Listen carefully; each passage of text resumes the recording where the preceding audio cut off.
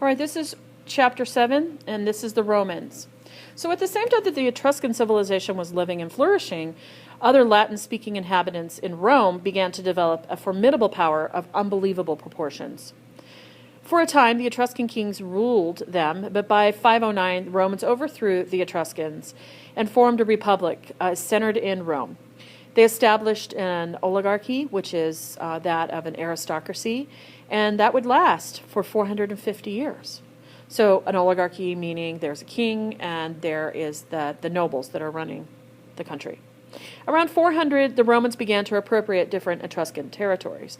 And so this is when I was talking about that forming city-states and joining together would have benefited the Etruscans, but they didn't do that. They had city here, city there, but they didn't come together, and so they weren't able to defend themselves, and so they were easily taken over. So by 396, Veii fell, and then by 273, Veraceti fell and was conquered by the Romans as well.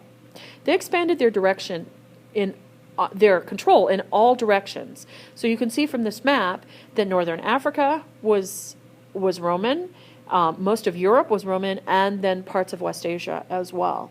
And to these areas, they took their laws, their religion, their language, their customs, and their extraordinary ability to organize and to build.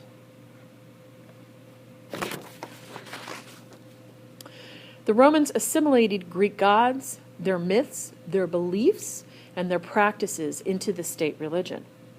They also deified their emperors, so their emperors were like gods. Many of the Romans worshipped gods from cultures that they conquered, for instance, in Egypt and in Persia, so they took on Christianity and Judaism and some of the cult religions that came with those territories that they conquered. These unauthorized religions flourished alongside the state religion, despite the government's efforts to suppress them.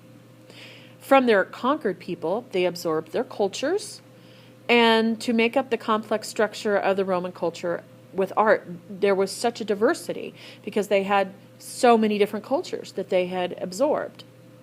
The Romans, however, greatly admired Greek sculpture and brought back many pieces to decorate their village.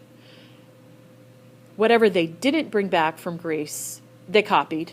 The Roman artists copied what the Greeks had done. But on their own terms, the Romans contributed a great deal to architecture, to the use of the vault, the arch, and to concrete, those specific things. So let's get into the Republic, which was the first part of the Roman Empire. Early Rome was governed by kings and an advisory body of citizens called the Senate. This is very important to know.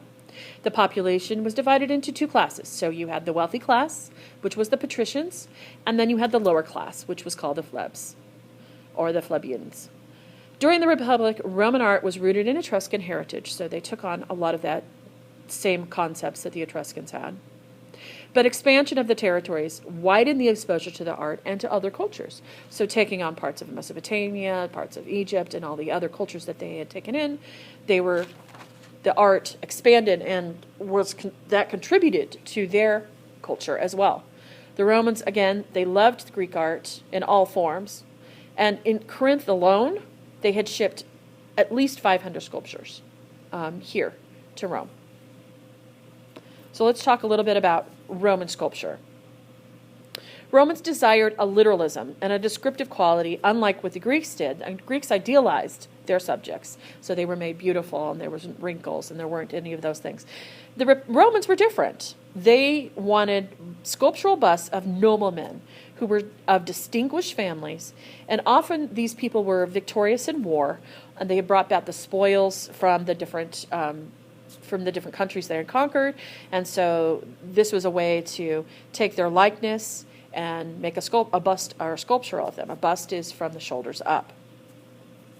So they would leave these busts in cupboards at home, and then during a funeral procession, they would parade these different busts around, and it was to give them an elevated status in society. If they had one of their ancestors had a bust of somebody that was of a distinguished family.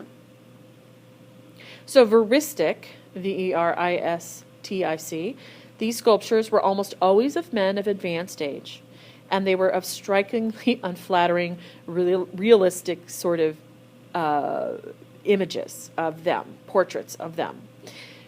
Republicans valued the virtues of wisdom and the determination of experience, and their artwork, showed those qualities.